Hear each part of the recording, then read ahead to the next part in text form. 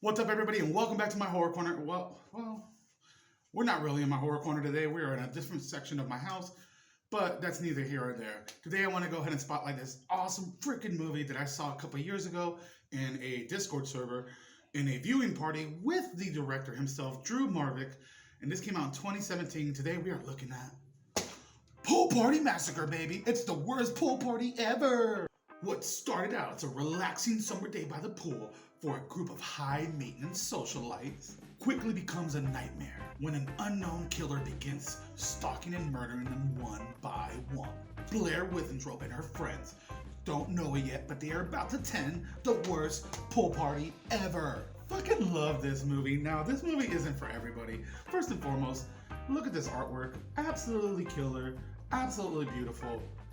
And while I have it right now, I actually don't have her name down.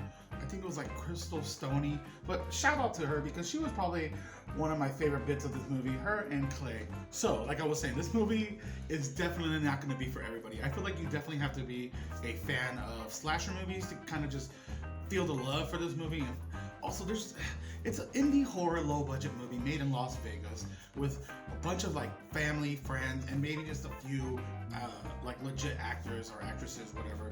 But there's a lot of DIY that went into this, a lot of effort and a lot of love, and I think that's why I just genuinely love it as a whole. It is stupid, okay? It's fucking called Pool Party Massacre, dude. Are you kidding me? Of course, like, you cannot go into this movie with high expectations like that. Like, okay, I'm about to watch like the most awesome fucking killer slasher movie ever. No, dude, you're not gonna get that from this. What you're gonna get is a lot of over-the-top kills, a lot of gory kills, some boobies. I think we got a breast count of 4 boobs total, 2 pairs, and they are nice. We got a killer who's stalking their victims with a POV shot. I absolutely love that. Fucking campiness up the wall, and the music rocks, dude. Holy smokes, the music, the opening song by Horse the Band is so cool. I actually haven't listened to this band since I was like fucking high school.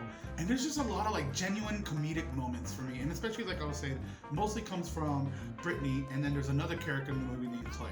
These two were just a fucking comedic duo. Another thing I really enjoyed about this movie is there's a lot of cool references to other movies. They mentioned Rocky Horror Picture Show. There's a part where there's 2 girls, they're trying to make a drink, and they're high maintenance socialites. They don't know what the fuck they're doing or how to make a drink. And the girl, Brittany, she's just like, my mom watches Cocktails all the time, so I kind of know what I'm doing. Are you fucking kidding me? And the drink ends up being fucking gross anyway. Another thing I love is this elaborate pickup line by Clay. He goes into the whole, I had no idea this existed until I watched this movie. There's a theory out there that in the movie Ferris Bueller's Day Off, it's all just a figment of Cameron's imagination, and none of the events are real. Everything's just happening in Cameron's head, and he kind of intertwines the Fight Club Tyler Durden theory in mixed with there, and it's all just for a pickup line. Like, why don't we just go inside and we can just watch it again together? There's also a reference to Toy Story. Oh man, this fucking part is so stupid. Of course, you have Clay being a creep out by the pool, and I believe her, Blair, the main girl, she's just like, you are a sad and strange little man, and you have my pity. And he's just like, did you just quote Toy Story to me? Also, like, I get a huge Slumber Party Massacre vibe from this movie, particularly with this one shot. There's a pizza guy that ends up getting killed, and the pizza is laying over his like body on his legs, and there's a dog just eating out of the pizza box. Now, if you've seen Slumber Party Massacre, you know exactly what I'm talking about. When the girl eats the pizza off the dead body, she's like, "Oh, I'm still hungry." So you gotta appreciate this movie, man. There's a lot of homage to 80s slashers in there. You got the guy, the killer, he's like walking around the house, it's a POV shot, and he's walking behind his victims as he fucking gruesomely kills them, which I really love, by the way, because these kills were so over the top, and every time was like a different tool. That's right, he was using tools, baby. This is the tool, man. But yeah, he was using tools, and every time he put a new tool back, or put a tool and grab a new tool and everything, and there was still blood residue, which kind of looked like jelly. But we'll get into some of those kills in just a bit. I really want to talk about some of the lines, some of these like one-liners in the movie that just caught me off guard and were absolutely funny. We have a line in the beginning where the parents are saying goodbye to Blair, and they're basically just like, you know what, threesomes are okay, as long promise it's not the devil's three-way. What the fuck is that? There's another part where Clay's being a creep out by the pool, like always, and I believe he probably like rubs ice on Blair's back or something, and she freaks out, and he's just like, it was just ice. I didn't think you were gonna mind since your veins are filled with it. We have lines like, I don't want to end up old and desperate like her mom. And we also have, you think you could take your grandpa with you? I think it's in that time, referencing to Clay. And I mean, there's just a few more, but these are just some of the lines that I fucking thought were just so genuinely comedic and just felt so natural to the movie's flow.